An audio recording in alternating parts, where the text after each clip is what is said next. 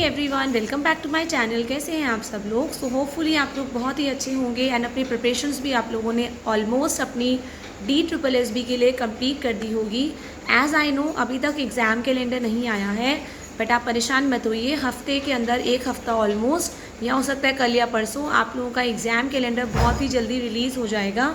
So this is the right time कि आप लोगों ने अभी तक जितना भी सिलेबस किया है, 70% किया है, 80% किया है या 90% किया है, जितना भी सिलेबस आप लोगों ने किया है, this is the right time to revise. क्योंकि ऑलमोस्ट हम आज 5 सितंबर है। आप लोगों का अगर एग्जामिनेशन कैलेंडर अगले हफ्ते रिलीज़ हो जाता है तो वैसे तो पूरे चांसेस हैं पहले नॉन टीचिंग पोस्ट का ही रिलीज़ होगा। TGT वाले तो अभी मैं यही बोलूँगी कि नेक्स्ट ईयर ही पूरे फुल चांसेस हैं, बट PGT और NTT वाले जो कैंडिडेट्स हैं वो अपना इसी साल के हिसाब से प्रिपरेशन करेंगे। इवन मैं TGT वालों को भी यही बोलूँगी, अपनी तरफ से आपको फुल ऑन रेडी रहना है फॉर द एग्ज़ाम, क्योंकि एग्ज़ाम्स तो आपके इस साल भी, अब इस टाइम आपको पूरा रिवीजन मोड में रहना है। कोई भी न्यू टॉपिक्स तभी स्टार्ट करें, एटलीस्ट PGT और NTT वालों के लिए बोलूँगी। आप लोग तो अभी न्यू टॉपिक्स कुछ भी स्टार्ट मत करिए, नई बुक से पढ़ना बिल्कुल स्टार्ट मत करिए। जो बुक्स आप पहले से ही फॉलो कर रहे हैं, जो पिछले 3-4 महीने से जिन बुक से तैयारी कर रहे हैं, उन्हीं बुक्स को फॉलो करें। जो भी बुक्स होती है जनरली कॉम्पिटिटिव एग्ज़ाम्स की, ऑलमोस्ट जो सिलेबस होता है सेम होता है। ऐसा कुछ नहीं होता है कि इसकी बेस्ट है या उसकी बेस्ट है, ऑलमोस्ट सारे अपनी बेस्ट ऑफ एबिलिटी बनाते हैं। तो किसी की बातों में आके कि ये वाली बुक बहुत अच्छी है, मैंने इससे किया है, अब तुम इससे कर लो, कोई यूट्यूब से देख लिया कि अरे ये वाली बुक ज़्यादा अच्छी है, इससे कर लो, तो अभी ये ऐसा राइट टाइम नहीं है कि आप अपनी बुक्स को चेंज करें। जिन बुक्स को आप अभी तक फॉलो करते आए हैं उसी से आप लोग पूरा प्रॉपर रिवीजन करिए और कोशिश करिए। अगर आप लोग 3-4 बार बुक्स पढ़ चुकी हैं तो आप लोग क्वेश्चंस पे ज़्यादा फोकस करिए। यूट्यूब पे भी काफ़ी फ्री क्वेश्चंस आते हैं, इससे आपको पता लग जाएगा कि आप कहाँ लाए करते हैं, कितना आप लोगों ने पढ़ा है और कितना आपको आता है। तो इस टाइम क्वेश्चंस की रिवीजन करना बहुत ज़्यादा ज़रूरी है। फॉर एग्जाम्पल हम लोग जनरल पेपर के लिए हिंदी इंग्लिश कर चुके हैं। अगर आपको अकॉर्डिंगली आपका हिंदी इंग्लिश का सिलेबस कंप्लीट है तो आप लोग मॉक टेस्ट करिए। टेस्ट सीरीज़ से आप लोग टेस्ट लगा सकते हैं। एक टेस्ट सीरीज़ में पेपर तो आपको पूरा फ्री मिलता है, बट हर रोज़ एटलीस्ट एक मॉक टेस्ट ज़रूर करें फॉर DSSB। और अगर आप लोग पूरा जनरल पेपर का नहीं, आप हिंदी का करना चाहते हैं तो यूट्यूब पे भी काफ़ी आपके चैनल्स हैं, फ्री यूट्यूब चैनल्स पे, जिसमें प्रीवियस ईयर्स के क्वेश्चंस आए जा रहे हैं। तो 4 ऑप्शंस होते हैं, 4 ऑप्शंस के बाद आंसर्स देने में टीचर्स टाइम लगाते हैं। आप पहले से ही क्लिक करिए और देखिए कि आपको कितना आया है। इससे आप लोगों को आपकी कमियां पता लगेगी और वो टॉपिक्स को नोट डाउन करते जाइए कि जिनके अंदर आपकी कमांड बहुत वीक है, जहाँ पे जिस टॉपिक के इंग्लिश में आप गलती कर रहे हैं, हिंदी में गलती कर रहे हैं, उन टॉपिक्स की एक लिस्ट बनाइए कि आपको उन टॉपिक्स को दोबारा करना है। अब दोबारा बुक्स रिविज़न मत करने लग जाइएगा। अब बुक्स रिवाइज़ करने से कुछ नहीं होगा। अब आप क्वेश्चंस देखिए, अपने आप को टेस्ट करिए कि कितना आप लोगों ने किया है और कितना आप लोगों को आता है। बात करें वोकैबलरी की, वोकैबलरी आपको डेफिनेटली करनी है इंग्लिश की, क्योंकि वोकैबलरी के वर्ड्स आते ही आते हैं आप लोगों के। तो वोकैबलरी तो आप लोग जितना नया सीखते रहें उतना ज़्यादा बहुत अच्छा है। बट और सेम विद हिंदी के अंदर भी आप लोग जितना वोकैबलरी लगाएंगे, जितने आपके जो न्यू वर्ड्स हैं वो लगाएंगे, उतना ही आप लोगों के लिए बेनिफिशियल होने वाला है, क्योंकि 2-3 क्वेश्चंस आपके वोकैबलरी से आते ही आते हैं। देन मैथ्स की बात करें, हम लोग जनरली काफ़ी सारे कैंडिडेट्स ऐसे हैं बोलते हैं कि मैथ्स तो हमारे सर के ऊपर से जाता है, मैथ्स हमें नहीं आता है।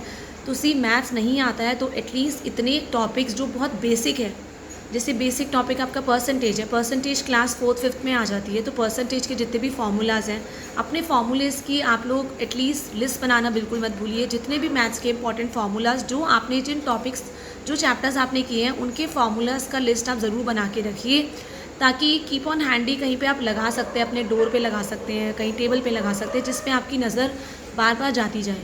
तो ऐसा नहीं करना है कि मैथ्स नहीं होगा तो पूरा टॉपिक, पूरा मैथ्स का सिलेबस छोड़ देना है, ऐसा बिल्कुल नहीं करना है। 20 मार्क्स हैं, वेरी इंपॉर्टेंट, और जनरल पेपर ही आप लोगों की मेरिट बनाने में हेल्प करेंगे, मेरिट को अच्छी करने में हेल्प करेंगे। तो मैथ्स के जो इंपॉर्टेंट टॉपिक्स हैं, जैसे परसेंटेज हो गया आपका, प्रॉफिट एंड लॉस हो गया, हम लोग छोटी क्लासेस में सीख लेते हैं, डिस्काउंट हो गया आपका, सिंपल इंटरेस्ट हो गया, ये बेसिक टॉपिक्स हो गए। लाइक आपका रेशियो प्रपोर्शन हो गया, एजेस वाले क्वेश्चन बहुत आते हैं, ये हो गया। टाइम एंड वर्क हो गया कि इतने लोगों ने इतने दिन में काम किया, तो बताओ अब इतने लोग कितने दिन में करेंगे। तो ये टॉपिक्स आप लोग डेफिनेटली करिए। आप लोगों को लॉन्ग कट्स देखने हैं, शॉर्टकट्स देखने हैं, डियर सर चैनल मैंने आपको बताया था, वहाँ से आप लोग बेसिक से भी समझ सकते हैं। तो ये जो कुछ इंपॉर्टेंट टॉपिक्स हैं ये आपको करके जाने हैं, बिल्कुल भी छोड़ना नहीं है। एटलीस्ट इतना हो तो 20 में से 11, 12, 13 नंबर तो आप लोग ले सकें। तो इस तरह से मैथ्स को बिल्कुल नहीं छोड़ना है। देन हिंदी, इंग्लिश और रीजनिंग, ये 3 सब्जेक्ट्स आपके ऐसे हैं जिस पे आपको जितना ज़्यादा आप क्वेश्चंस करेंगे, रीजनिंग इज़ वेरी इजी। और कुछ जो क्वेश्चंस होते हैं वो डेफिनेटली आते हैं। जैसे कोडिंग डिकोडिंग आता है, आपकी अल्फ़ाबेटिकल सीरीज़ होती है, न्यूमेरिक सीरीज़ होती है, कंप्लीट द पैटर्न होता है, आपका स्टेटमेंट वाली प्रॉब्लम्स आती हैं, ठीक है, ये सारे क्वेश्चन सिलॉग आते हैं, पज़ल आ जाती है। तो ये रीजनिंग के कुछ ऐसे हैं, कैलेंडर प्रॉब्लम्स हो गई जैसे। तो ये टॉपिक्स आपके पता है कि आपको हर साल आने हैं। तो कीप ऑन रिवाइजिंग, प्रैक्टिस जितना करते रहेंगे उतना अच्छा है। अब उनसे कंसेप्ट्स को पढ़ने मत बैठ जाना दोबारा से, अब आप प्रैक्टिस करिए। प्रैक्टिस मैंने बताया था अध्ययन मंत्रा में संदीप सर करा रहे हैं, वो क्वेश्चंस पूरा करा रहे हैं। एक क्वेश्चन आपका आ रहा है, अभी लेटेस्ट सीरीज़ भी स्टार्ट हुई है, क्वेश्चन आ रहा है, काफ़ी टाइम लग रहा है, 3-4 मिनट एक क्वेश्चन को सॉल्व करने में। नोटबुक उठाइए, फटाफट क्वेश्चन देखते ही सॉल्व करिए और फिर उसका आंसर देखिए आपने ठीक किया है नहीं किया। इससे आपका टाइम भी सेव होगा और जो 40-40 मिनट की क्लास है ना वो आपकी 20 मिनट में ख़त्म हो जाएगी। और एक एक टॉपिक को लेके अलग अलग पूरी 40 मिनट की क्लास है, तो ये चीज़ आप करना ना भूलें।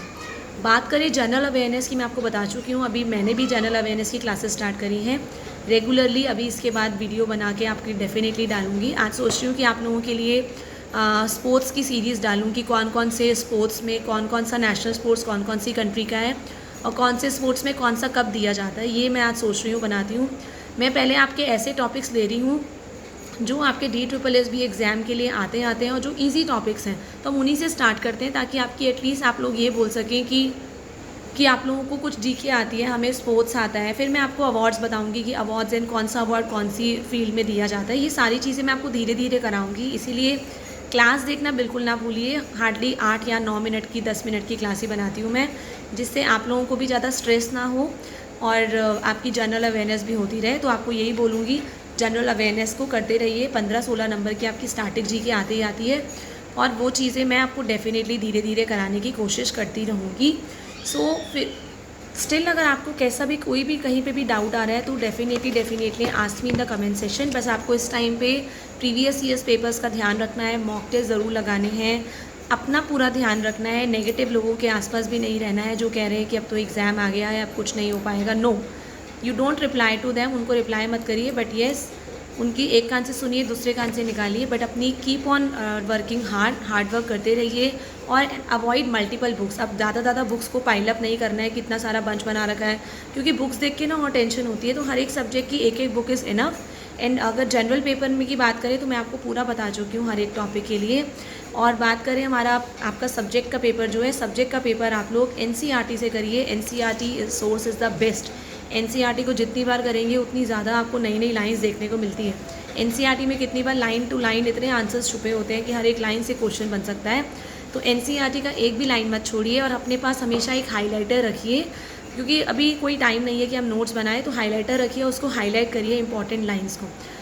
हाईलाइट वही लाइन्स करिए जो आपको नहीं आती है। अब जो चीज़ आती है उसको हाईलाइट करने का कोई फ़ायदा नहीं है। जो चीज़ आप लोग पहली बार पढ़ रहे हैं, आपको लगता है कि हम भूल सकते हैं, एग्ज़ाम टाइम पे दोबारा पढ़ने की ज़रूरत पड़ेगी, उसी चीज़ को आप हाईलाइट करिए, बाकी मत करिए। एंड मॉक टेस्ट करते जाइए, यही मैं आप लोगों को बोलूँगी। And be positive, be motivated and be hard working. यही 3 रास्ते हैं जिससे आप लोग पूरा का पूरा अपने एग्ज़ाम को आराम से क्रैक कर सकते हैं। और टाइम मैनेजमेंट ज़रूर सीखना है और टाइम मैनेजमेंट आपको मॉक टेस्ट करने से ही आएगा। Still, if you want to ask any type of question, you can always ask me in the comment section. Thank you everyone. Have a nice day.